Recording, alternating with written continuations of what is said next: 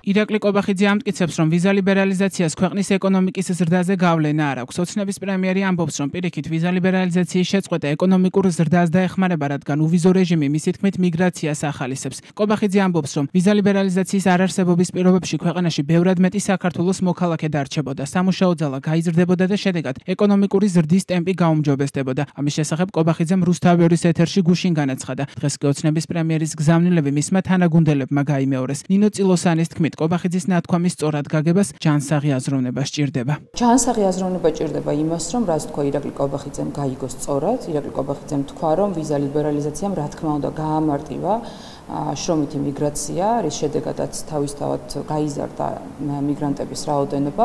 რაც შეეხება იმას, თუ რა ვსთავაზობთ საქართველოს მოქალაქეებს, ვინც საზღვარგარეთ მუშაობენ, ეს არის გაორმაგებული და გასამმაგებული ეკონომიკა. 2012 წლის შემდგომ ქართული ეკონომიკა გასამმაგდა და ბოლო წლების მანძილზეც განსხვავებით იმ ქვეყნებისგან, მათ შორის ევროკავშირის ქვეყნებისგან, სადაც ჩვენი თანამოქალაქეები მუშაობენ, ჩვენი ეკონომიკა იზრდება ორნიშნად ციფრით, ხოლო ევროპის საშუალო ეკონომიკური ზრდა 0.5%-თან არის მიახლოვებული.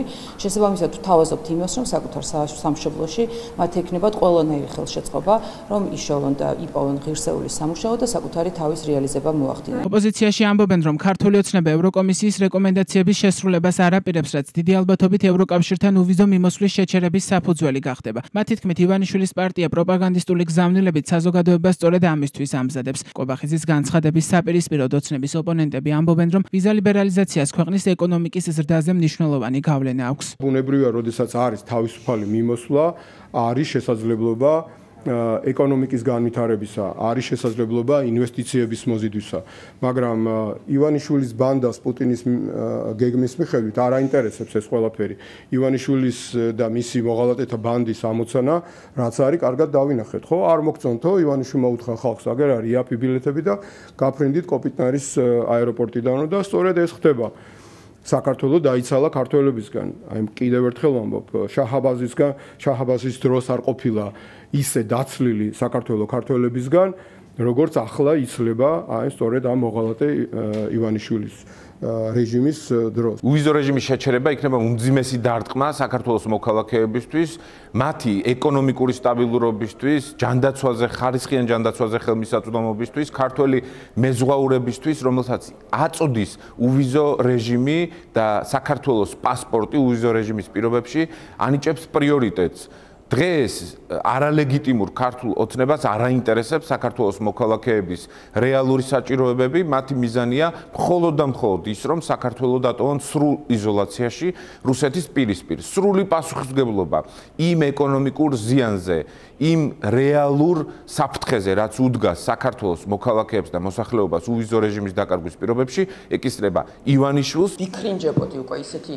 მოსასმენია, იმიტომ რომ მომწონს მე თუ არ მომწონს. ვაღიარებ მე თუ არ ვაღიარებ, ფორმალურად მას პრემიერი ქვია. ბრცხვენია უბრალოდ მისი მოსმენა და ეს ადამიანი ჩვენ წარმოგვადგენს ჩვენს პარტნიორებთან. გამობრძანდნენ და დაასახელონ მაგალითად, აი კორუფციაზე დაუსვით კითხვა. კორუფციასთან ბრძოლა რო არის ერთ-ერთი მთავარი მოთხოვნა. და სინამდვილეში კორუფციულად მოპარული ფულის განაწილებისთვის ერთმანეთის სროლაზე რო გადავიდნენ. აი ამ კითხვაზე გასცემ პასუხი ჯერ.